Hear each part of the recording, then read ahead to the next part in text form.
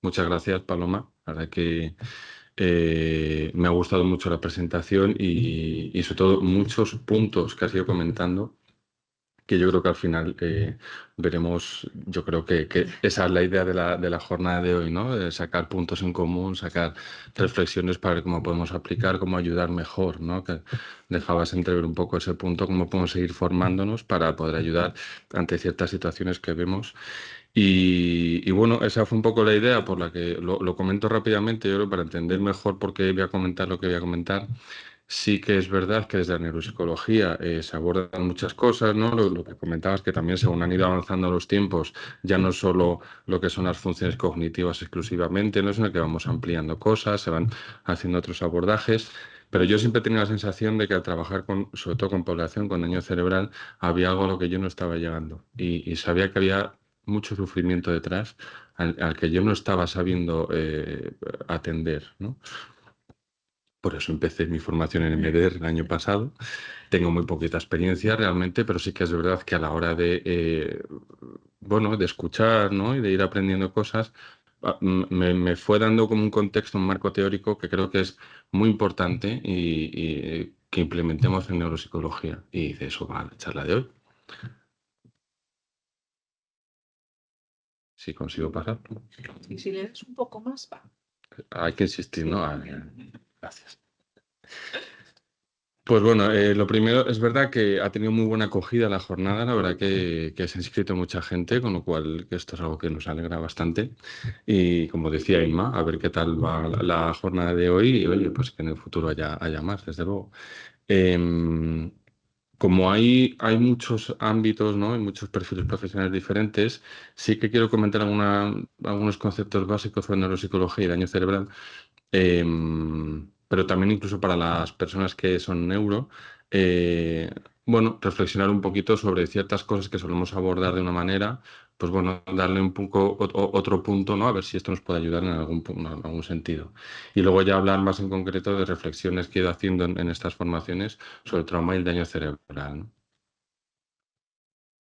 Bueno, pues si empezamos por el principio, esto lo sabemos desde la neuro, ¿no? Cada persona es única, tenemos nuestros factores genéticos, entorno físico, social, personalidad, historia de vida, ¿no? Plan vital, todo esto lo que hace es que cada persona sea única. Esto lo sabemos, pero es importante, ¿por qué? Porque cada cerebro es diferente también, ¿no? Entonces yo, bueno, soy cerebrocentrista, claramente, esto tendrá sus matices, pero ahí está, ¿no? Al final sí que es verdad que creo que es muy importante abordar una cosa que comentabas también, Paloma, que es ver a la persona, ¿no? Reconstruir, y es un abordaje, una parte importante del abordaje MDR, es precisamente la historia de vida, ¿no?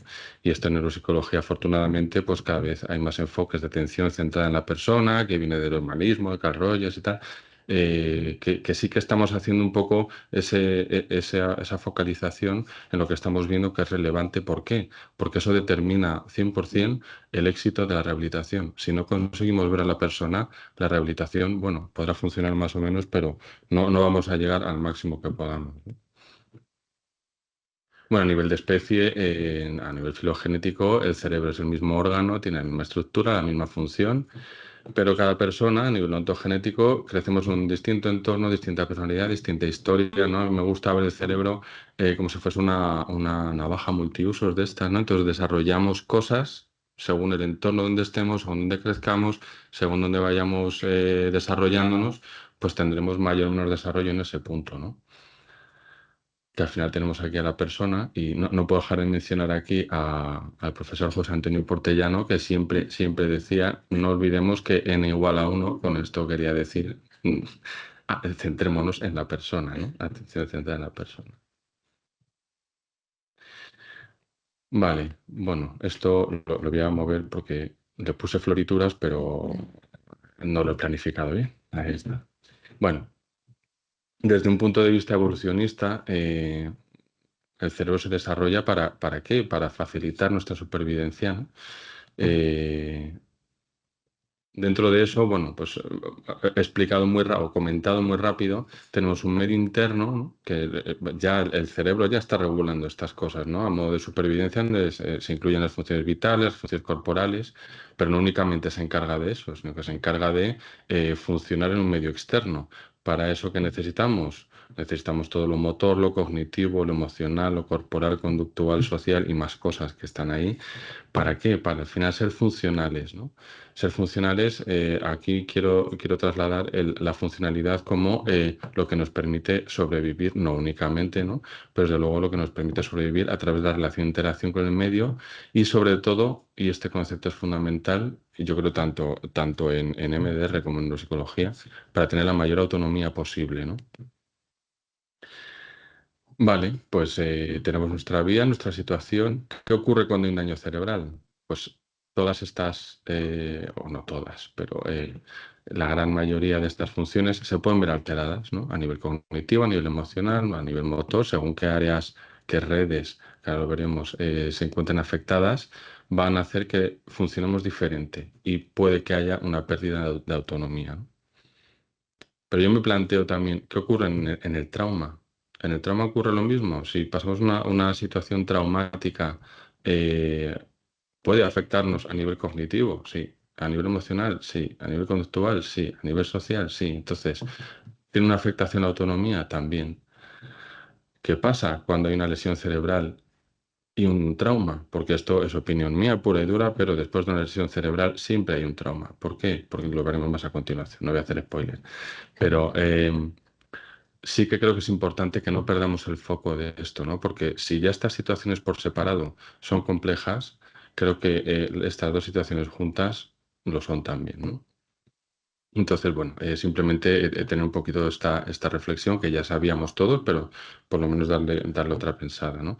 Y pensar que eso, todas estas funciones ocurren en un mismo momento, ¿no? O sea, no podemos separar ni particionar, como decía Inma, el cerebro en varios puntos. Vale. Bueno, no voy a entrar en detalle, simplemente comentar que lo que comentaba antes también Paloma, ¿no? Tradicionalmente es verdad que se ha tirado más de modelos localizacionistas. Esto que es, pues si me lesiono esta zona, voy a tener estas alteraciones. ¿Lo vemos en los informes, lo vemos en las situaciones? Sí. ¿Pero por qué vemos esto? Porque se está comprendiendo cada vez más que lo que se altera no es la zona, lo que se altera es la red. Es decir, si se altera esta zona en concreto, forma parte de una red que, bueno, que está distribuida a lo largo del cerebro, ¿no? Y cada vez vamos viendo estos modelos. ¿Por qué hablo de redes? Porque creo que este concepto es muy importante, en mi opinión, con cómo funciona el MDR. Porque creo que precisamente el MDR habla de redes, habla de interconexión de redes, ¿no? Como veremos más adelante. Otro punto que comentaba Paloma, eh, ¿para qué hacemos rehabilitación? O sea, ¿para qué vienen las personas a rehabilitar? Para no tener que venir. ¿A qué me refiero con esto? A que puedan ir rehabilitando lo máximo posible en su vida y recuperar todo lo que se pueda, ¿no? Entonces, habitualmente desde terapia ocupacional se hace esta separación, ¿no? de las actividades básicas de la vida diaria que conocéis, pero me voy a parar un poquito aquí también, que sobre todo son actividades de autocuidado personal, son imprescindibles para vivir y son universales, ¿no? Entonces ahí tenemos el vestido, alimentación, higiene personal, bueno, todo esto, ¿no? En un segundo nivel tendríamos las actividades instrumentales de la vida diaria, que no son fundamentales para vivir, pero sí necesarias para hacerlo de forma autosuficiente en nuestro entorno habitual, ¿no? Aquí tendríamos manejo del dinero, preparación de comidas, cuidado del hogar, ¿no? Compras, movilidad en el entorno, etcétera. Y en un último nivel tendríamos las actividades de la vida diaria avanzadas. No son esenciales para el mantenimiento de la independencia, es decir, no somos independientes por tener este tipo de actividades a mano, ¿no? Pero son necesarias para el desarrollo de una vida socialmente satisfactoria y están vinculadas al estilo de vida propio de cada persona, ¿no? Son actividades ligadas a la educación, el trabajo, el juego, el tiempo libre y la participación social. Vuelvo a plantear la misma pregunta. ¿Tras una lesión cerebral se pueden ver alteradas estas actividades? Sí. ¿Todas? No tiene por qué. A lo mejor estas básicas no están alteradas, pero estas sí. Y una reflexión que comentaba también antes Paloma, el que una persona a lo mejor sí que puede hacer sus actividades básicas, pero no algunas avanzadas, no quiere decir que eso no sea o sea menos traumático que el que una persona no pueda hacer ciertas cosas de la vida diaria, ¿no? Al final vamos a ver en igual a uno que va a depender mucho de cada persona, cómo asimile, cómo pueda llevar todas estas situaciones, ¿no? Bueno, lo que estaba planteando, ¿no?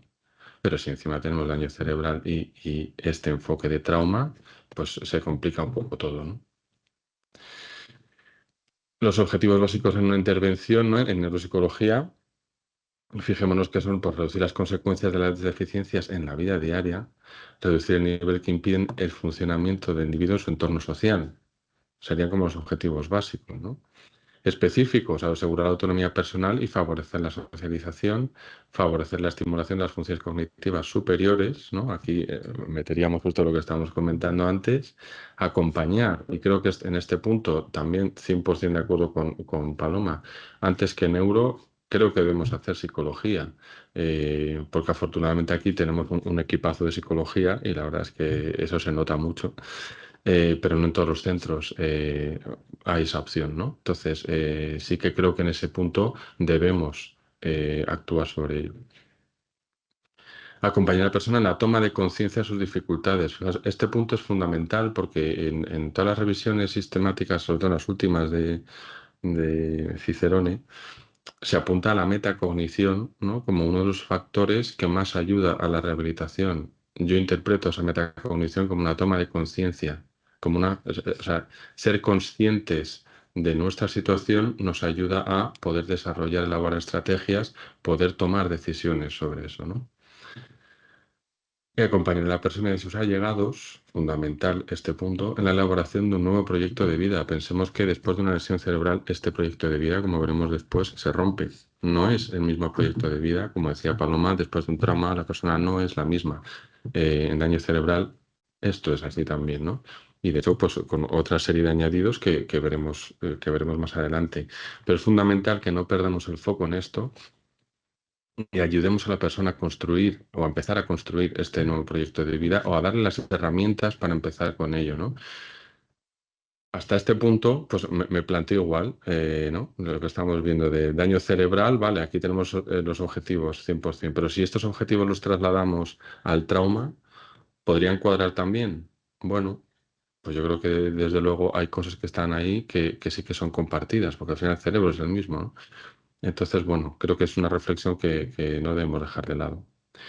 En definitiva, el objetivo principal de la rehabilitación neuropsicológica es que la persona con daño cerebral consiga alcanzar el máximo grado de autonomía posible, que no siempre es el que la persona quiere. Entonces, esto es una cosa que debemos abordar, debemos trabajar y debemos ir viendo. Y esto, a modo de comentario, ¿no? Sí que es verdad bueno, este cuadrito, quienes hemos estudiado neuro, creo que lo tenemos aquí súper grabado, ¿no? Famoso el tatuaje aquí. Eh, Sí que es verdad que esto sobre todo habla de los enfoques que hay en rehabilitación, ¿no? Restaurar la función implica recuperar esa función en su estado original, por decirlo así. La compensación sería no consigo una restauración, pues voy a buscar estrategias, voy a enseñar a la persona que tenga estrategias para resolver esa misma situación de una forma diferente. Y sustituciones que directamente no puede restaurar esta función, no la puedo compensar, pues tengo que utilizar algo externo que sustituya directamente esa función. Pues, por ejemplo, en el caso de caminar, una silla de ruedas, ¿no? Sería una sustitución. La persona va de un sitio a otro, pero no puede ir caminando, sustituimos esa función por la silla. Pero ¿de qué depende? ¿Cuándo podemos aplicar estos enfoques? Depende sobre todo del tiempo. A menor tiempo desde la lesión es más fácil aplicar mecanismos de restauración. Esto lo cojo muy con pinzas, n igual a 1. No perdamos eso, ¿no? Pero suele ser, o sea, la tendencia es esa, ¿no? Y también en la gravedad, es decir, a menor gravedad, pues es más fácil poder conseguir mecanismos restauradores. Son estrategias que no son excluyentes, ¿no? Sino que según la función que estamos trabajando se pueden complementar también. Y al final nos habla de un equilibrio entre el déficit y lo preservado. ¿Por qué creo que es Interesante esta reflexión trayendo ahora el MDR, porque sí que creo que, bueno, de esto, Paloma, sabes muchísimo más que yo esto acabo de empezar, pero sí que creo que es importante abordar el trauma desde un inicio, ¿no? Yo creo que esto va a facilitar mucho ciertas cosas, pero es verdad que a nivel orgánico hay otra serie de alteraciones que igual lo que va a hacer es que no lleguemos, la persona no está todavía preparada para trabajar o abordar ciertas cosas, ¿no? O eso creo. Y vamos ahora, pues esto, a estas reflexiones sobre el trauma y el daño cerebral. Bueno, sabemos que el daño cerebral adquirido puede venir por varios factores, ¿no? Puede ser un accidente cerebrovascular, un traumatismo craneoencefálico. Ya fijaos que en neuropsicología la palabra trauma, pues como decía en la definición, ¿no? O sea, lo tenemos más interiorizado como un traumatismo físico, ¿no? El tumor, infección o el punto que sea, ¿no? Al final pensemos que tenemos una lesión en el órgano que precisamente, como veíamos en esa primera diapositiva, nos permite adaptar a los cambios, ¿no? Con lo cual, yo creo que este punto es importante no perderlo de vista. Vale, pues tenemos una persona con su ciclo vital que de pronto tiene un daño cerebral adquirido. La primera fase es la fase aguda, que aquí habitualmente es la fase donde lo que se busca es que la persona sobreviva. Al final suele ser una fase hospitalaria, ¿no? Desde que se tiene la lesión, pues bueno, el tiempo, ese tiempo, ¿no? De ver qué ocurre, qué no ocurre, es un tiempo muy potente, ¿no?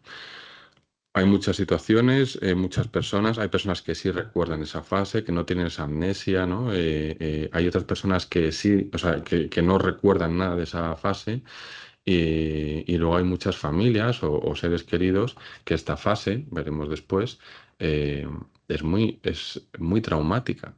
Porque hay momentos de decir, bueno, pues hemos puesto una medicación, es cuestión de esperar, ¿no? Como hablábamos el otro día con los usuarios. Es cuestión de esperar si funciona o no. Si no funciona, pues se acabó. Y si funciona, pues vamos a ver.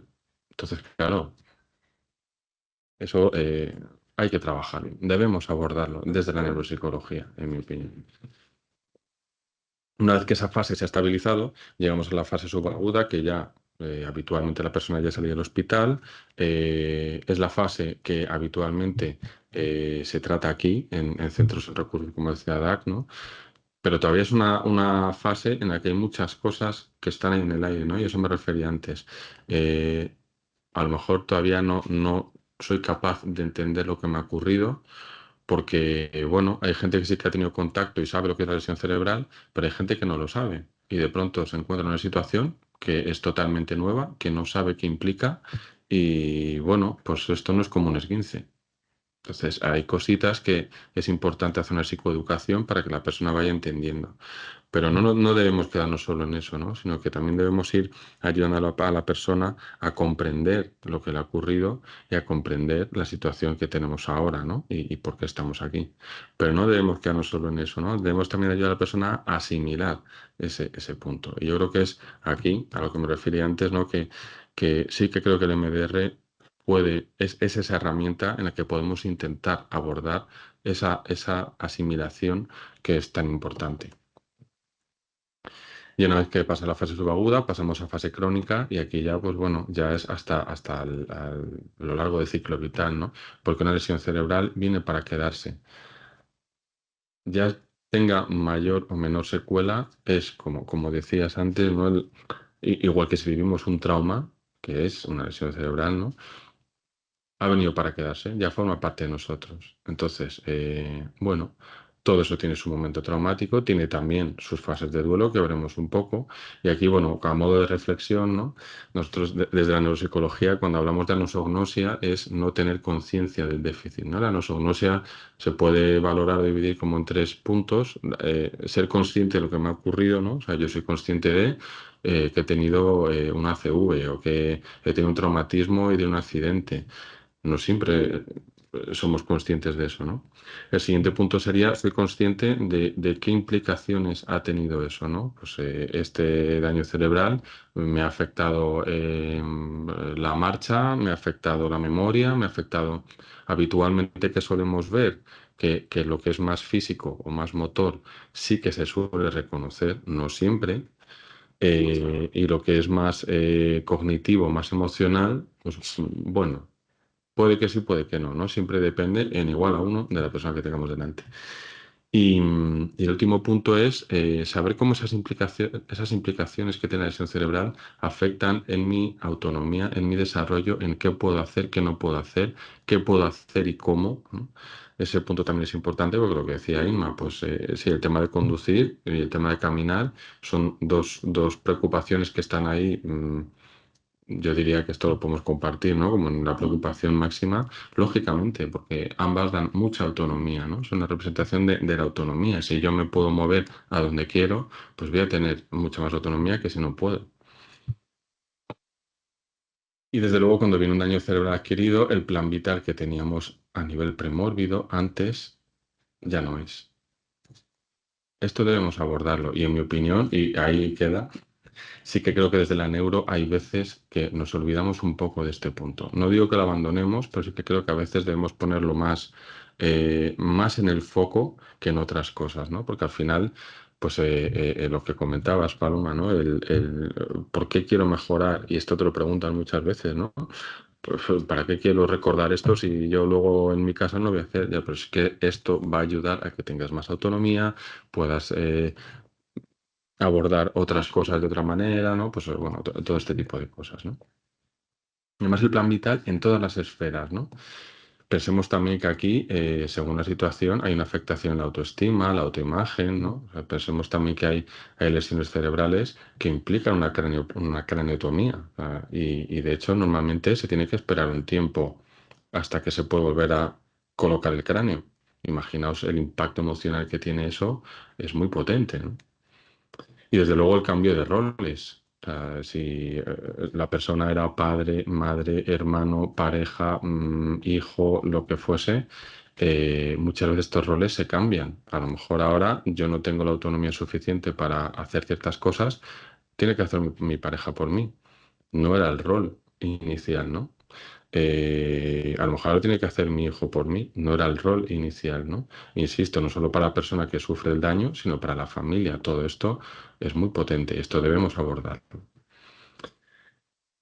Y también las preguntas, ¿quién no soy? Al final, un daño cerebral es un proceso absoluto de reconstrucción, ¿no? ¿Quién no soy ya? Ya no soy esa persona. Ya no hay cosas que ahora no puedo hacer como hacía antes, ¿no? O directamente cosas que no puedo hacer o no debo hacer. ¿Quién sigo siendo? ¿Tengo claro quién sigo siendo? ¿Realmente hay cosas de mí que siguen permaneciendo a pesar del daño cerebral? En definitiva, ¿quién soy? Esto es verdad que depende mucho del nivel de introspección de cada persona, es verdad que eso está ahí, pero al final sí que creo que son preguntas que de alguna manera todo el mundo debe hacerse, todo el mundo se hace, ¿no? Y aquí me gusta, bueno, del protocolo de valoración que tenemos aquí, tenemos el GOT, que es un test de orientación, ¿no? Para valorar la orientación y la atención, más o menos. Y hay una pregunta que a mí me gusta mucho y en la que yo me suelo parar, que es, ¿qué es lo último que recuerdas antes de la lesión? ¿Qué es lo primero que recuerdas después de la lesión? Y ahí yo creo que, no para valorar, ¿no? Pero sí que ya nos indica a nivel clínico, nos da una vía para ver cómo ha procesado eso la persona. Lo que hablábamos, si lo recuerda o no lo recuerda, si recuerda trozos, si al hablar de ello sale, si al hablar de ello no quiere hablarlo, ¿no? Entonces ya nos va indicando, creo que mucho o bastante, de por dónde podemos ir tirando, ¿no? Y qué cosas podemos ir haciendo. Las alteraciones emocionales tras el daño cerebral sí se trabajan, ¿no? Pero habitualmente vamos a hacer un pequeño análisis en los datos clínicos que tenemos, ¿no? Es un grupo de problemas amplio y heterogéneo. Voy a acelerar un poquito porque si no, no me da tiempo. Grupo de problemas amplio y heterogéneo, ¿no? Son, pues eso, las combinaciones de déficit cognitivo, conducta, personalidad, alteraciones emocionales son muy comunes. Tiene una elevada prevalencia. Pensemos que los diagnósticos de ansiedad y depresión son 3 veces más altos que en población general, con lo cual esto debemos abordarlo. Tiene una afectación en la funcionalidad. Si no conseguimos que la persona comprenda el por qué le estamos proponiendo ciertas cosas, la rehabilitación no va a ir como podría ir, ¿no? Lo que comentábamos antes. Entonces, es fundamental que abordemos este punto emocional. Es un conjunto de secuelas con mayor impacto a largo plazo sobre la estabilidad de las parejas. Hay muchas separaciones también después de una lesión cerebral, por lo que comentábamos antes, y porque a nivel premórbido, claro, no es lo mismo abordar una situación tan complicada como una lesión cerebral en un punto en el que la pareja tiene una relación sólida y puede abordar ciertas cosas en un punto en el que la relación ya no estaban en ese momento, ¿no? Entonces, son cosas que a nivel familiar igual, son cosas que debemos ir valorando y desde luego esto afecta mucho. La evidencia de sobrecarga en los familiares y la reincorporación laboral, que esto es otro punto muy importante. Tiene un escaso reconocimiento conocido por algunas disciplinas, no voy a entrar aquí, y los trastornos emocionales y conductuales asociados al daño cerebral son distintos en cada persona. En igual a uno, recordemos todo lo que nos está hablando, ¿no? Puede comprometer el funcionamiento social, disminuir la realización de actividades placenteras, aumentar el riesgo de suicidio, que de esto creo que también hablamos poco en daño cerebral y sí que es importante hablarlo, facilitar y que sobre todo haya espacios donde poder hablar de esto, ¿no? Y recoger las inquietudes y el sufrimiento que tienen las personas y dificultar el retorno laboral. O sea, bueno, tiene una buena implicación clínica sin correlato sistematizado en la investigación, porque al final, en igual a uno, ¿no? Es muy complicado sacar ciertas cosas de forma estandarizada, por así decir, y como consecuencia de esto hay una falta de instrumentos de valoración adecuados, ¿no? Que los hay, sí, pero sí que es verdad que creo que aquí, igual que comentamos antes, debemos hacer un esfuerzo un poquito más grande. En fases tempranas, ¿qué alteraciones emocionales solemos ver? Agitación y confusión, ¿no? Pensemos que además, bueno, esto lo veremos un poco más adelante, pero el cerebro en ese momento no está procesando la información como lo suele hacer habitualmente, ¿no? Con lo cual, bueno, suele haber mucha confusión y agitación en esos primeros momentos. Ya una vez que la fase está más estabilizada, hay un amplio abanico, como veíamos, ¿no?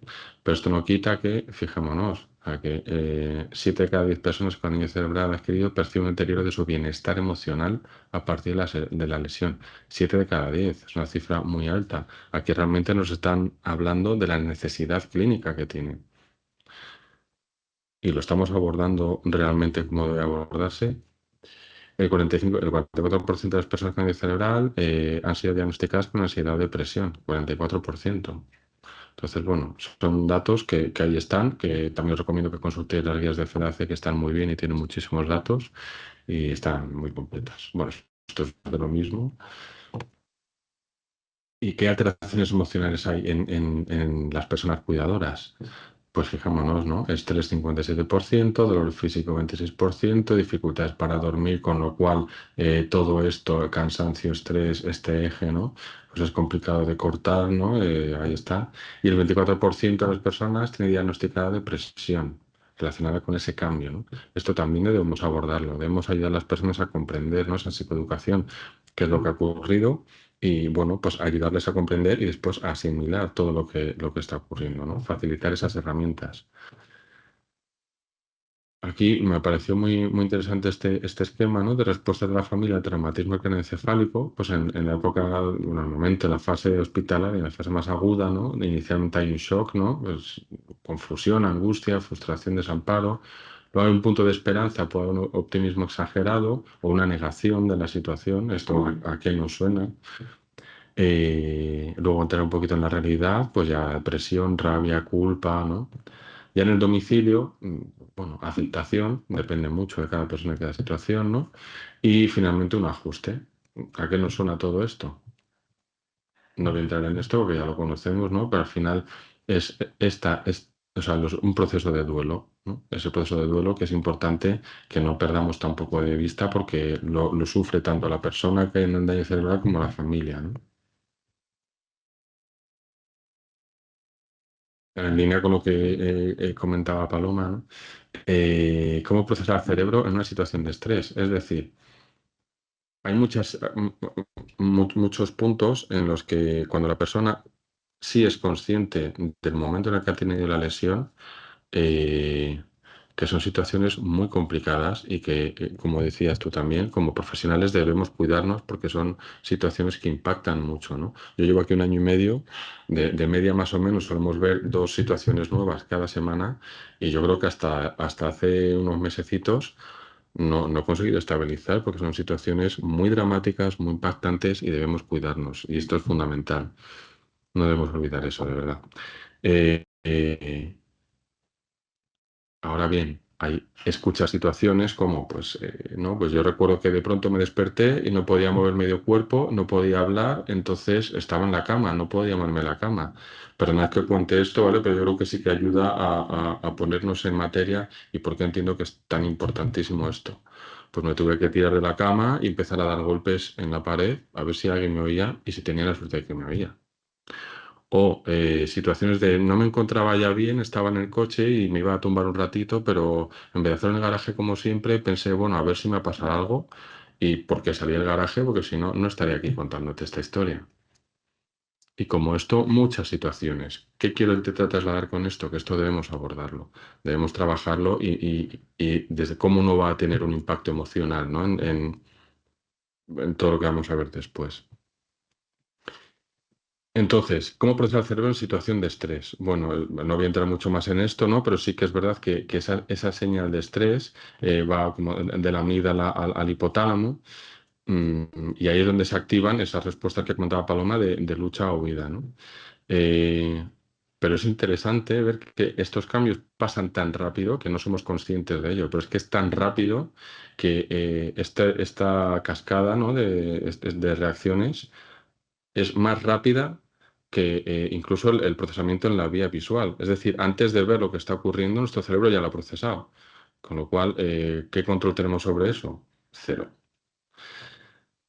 Y ya no solo esto, ¿no? Esto sería una situación en la que no hay una lesión cerebral, pero si estamos viviendo una situación de estrés durante la propia lesión, ¿cómo está procesando el cerebro esa información en el momento en el que estamos teniendo un ictus, por ejemplo? El cerebro no está procesando igual. Con lo cual, esto es un recuerdo, esto es un trauma que sigue estando ahí, ¿no? Un poco lo que comentabas del ejemplo del libro, ¿no? Yo puedo leer un libro y me hago una idea. A mí me dicen que me ha pasado esto, que no lo recuerdo muy bien, pero yo tengo mis imágenes, aunque sean falsas, pero son mis imágenes. Y son mis imágenes que me impactan, ¿no? No voy a entrar mucho en esto, que ya lo ha hecho Paloma estupendamente además, pero bueno, una de las múltiples causas son enfermedades que ponen en riesgo la vida, ¿no? Hay diferentes reacciones a eventos traumáticos, es decir, hay personas que pueden resolver ese evento de forma natural porque tienen ese recurso y hay otras personas que no. Si los síntomas persisten o empeoran, interfieren con la vida cotidiana. Esto me parece interesante porque como veíamos, es el objetivo máximo de la rehabilitación neuropsicológica, ¿no? Y todo esto puede desarrollar, no tiene por qué, pero puede desarrollar un trastorno de estrés postraumático. Hay varias clasificaciones, ¿no? Lo que comentaba Palma también, de T mayúscula a T minúscula. Y aquí, pues como reflexión también, corrígeme si no es así, ¿eh? Estoy en fase de aprendizaje. T mayúscula, que son situaciones que tienen un alto impacto emocional. Una situación en la que nuestra vida está en peligro es una T mayúscula. Cualquier lesión cerebral, en mi opinión, es una T mayúscula, porque es que está poniendo en peligro nuestra vida, ¿no? Pero luego están las T's pequeñas, ¿no? Los traumas acumulativos. Claro, ya una vez que tiene la lesión, si yo, por ejemplo, he perdido la capacidad de poder ir al baño por mí mismo, ¿quién me lleva? Cada día, las veces que haga falta. Me lleva mi pareja, me lleva mi padre, me lleva mi hijo. Esas son situaciones que al final yo entiendo que son traumas acumulativos. O sea, lo que están haciendo además es exponernos constantemente a nuestra situación, a lo que no podemos hacer, ¿no? Con lo cual creo que es importante hacer un buen esquema, ¿no? Una buena planificación en estos puntos. Hay traumas agudos, ¿no? Que son, pues sería en este caso la T mayúscula, entiendo. Traumas crónicos o acumulativos, ¿no? Que es esta exposición sistemática que íbamos comentando, ¿no? A estas situaciones.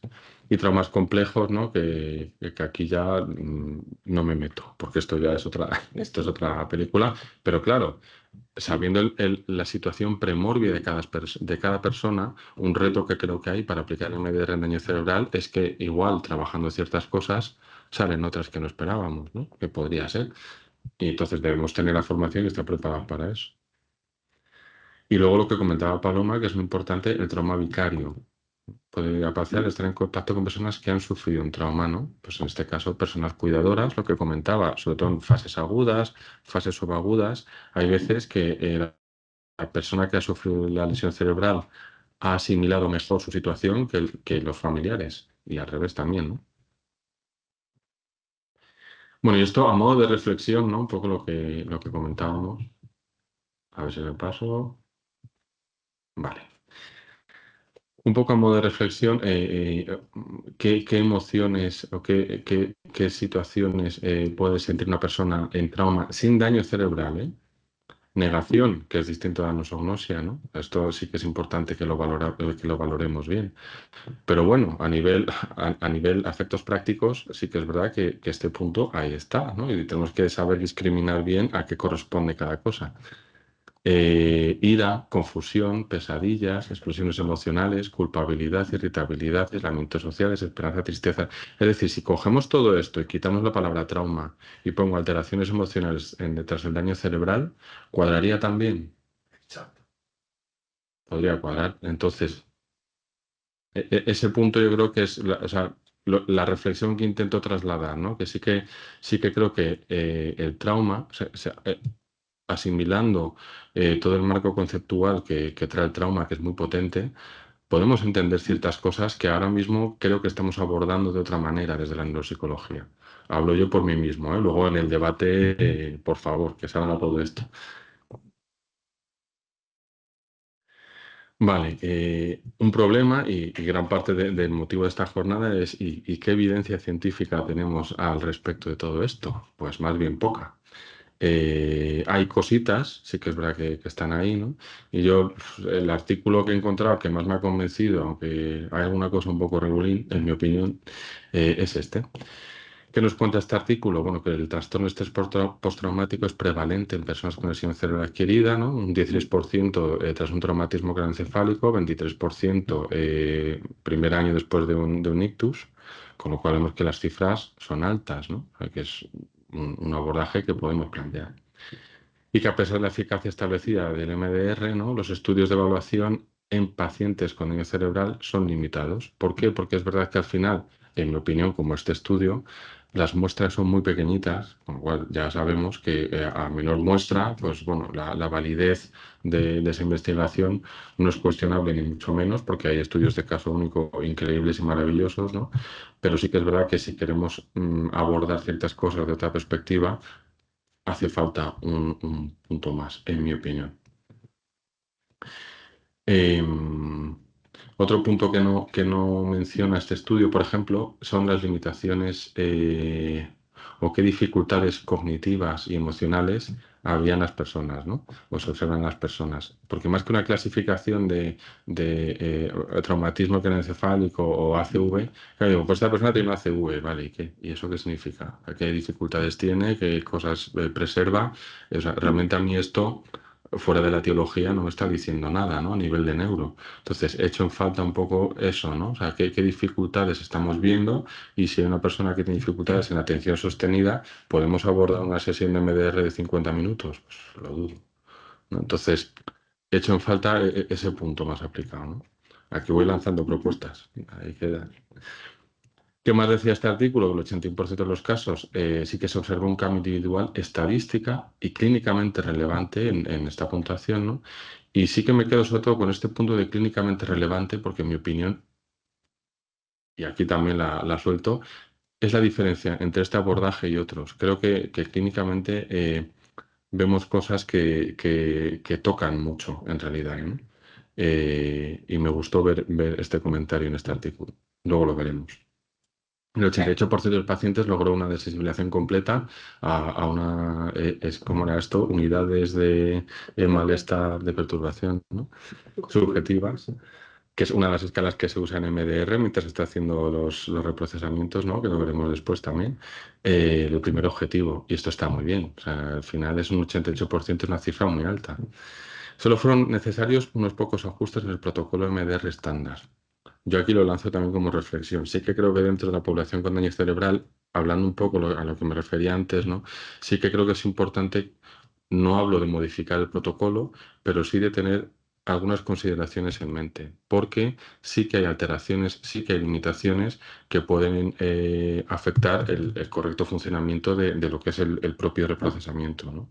Pero esto lo veremos después más tranquilamente. Vale, ¿qué nos dice el DSM sobre el estrés postraumático?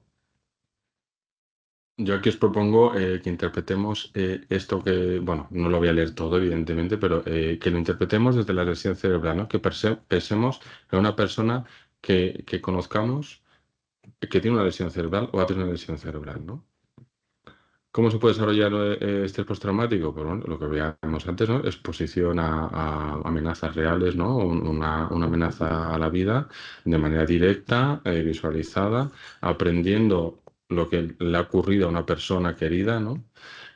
O a través de la repetición, que es lo que habíamos visto. ¿Puede cuadrar? Sí, ¿no?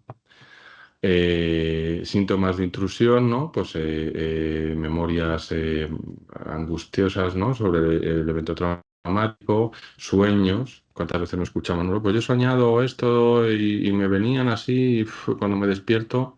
Claro, porque tienes estrés postraumático, ¿no? Es importante que la persona sepa y entienda lo que le ha ocurrido y por qué. Porque eso es metacognición, va a ayudar a la persona a que comprenda mejor y asimile después la situación, ¿no? Síntomas, reacciones disociativas, ¿no? Bueno, angustia psicológica, todo esto que no voy a ir leyendo poco a poco, pero os puede cuadrar cuando pensamos en una persona que ha tenido una lesión cerebral. Puede cuadrar, ¿no? Esto sigue, ¿no? Alteraciones negativas sobre las cogniciones y el estado de ánimo, ¿no? Claro, yo aquí he hecho un poquito de trampa, porque es verdad que en el DSM especifica que esto mm, no se deba a otros factores como daño cerebral, ¿no? Pero yo aquí también la lanzo. Está muy bien, me parece estupendo, pero creo que aquí es un debate más de fondo que no vamos a tener hoy, pero es organicidad eh, orgánico-psicológico, ¿no? O sea, creo que la cosa va más por ahí. Ahora, evidentemente todo está interrelacionado, como decía Paloma antes, ¿no? O sea, al final todo es uno, no podemos separarlo, ¿no? Pero bueno, eso lo veremos más adelante. Alteraciones en el arousal, ¿no? Y en la reactividad, ¿no? Comportamiento irritable, comportamiento autodestructivo, sobresaltos, ¿no? Hipervigilancia, respuestas exageradas, dificultades en la concentración, alteraciones del sueño con todo lo que sabemos desde la neuro que conlleva a nivel cognitivo, emocional, de fatiga cognitiva, ¿no? Puede cuadrar con la lesión cerebral. Bueno, la duración más de un mes, bueno, y sobre todo este punto, ¿no? Esta alteración genera alteraciones clínicas significativas en ámbitos sociales, ocupacionales o otras áreas importantes de funcionamiento. Volvemos a los objetivos de la neuropsicología, ¿no? Los básicos, ¿cuáles son? Facilitar, acompañar, ayudar a la persona a que recupere la mayor autonomía posible en su vida, ¿no? Con lo cual, ahí estamos. ¿Nos puede cuadrar en daño cerebral? En mi opinión, sí. Bueno, y aquí lo que decía, ¿no? Que aquí he hecho esa pequeña trampa que especifica el DSM en esto, pero bueno, ahí queda. Entonces, un poco a esa reflexión que me refería, es cómo afecta lo orgánico en lo psicológico, ¿no? Digamos que una lesión cerebral, sabemos, por ejemplo, y tenemos súper claro que si hay una alteración o ha habido lesión, un ictus en arteria cerebral media derecha, lo más probable es que tengamos una negligencia, ¿no? Y eso no es psicológico, es un déficit orgánico. ¿Lo psicológico influye en lo orgánico? pues sabemos, como hemos visto, ¿no? En el trauma que hay dificultades de atención, de concentración, de memoria, ¿no? De recuerdos, estar en un estado de hiperalerta constante, hiperactividad, o sea, bueno, sí, hiperreactividad, perdón, ahí está. Pero ¿qué pasa cuando tenemos una situación de un daño cerebral que, en mi opinión, siempre conlleva ese trauma?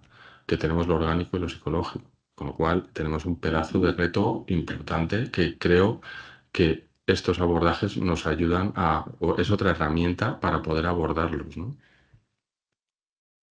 Bueno, pues hasta ahí todo. Muchas gracias por la atención.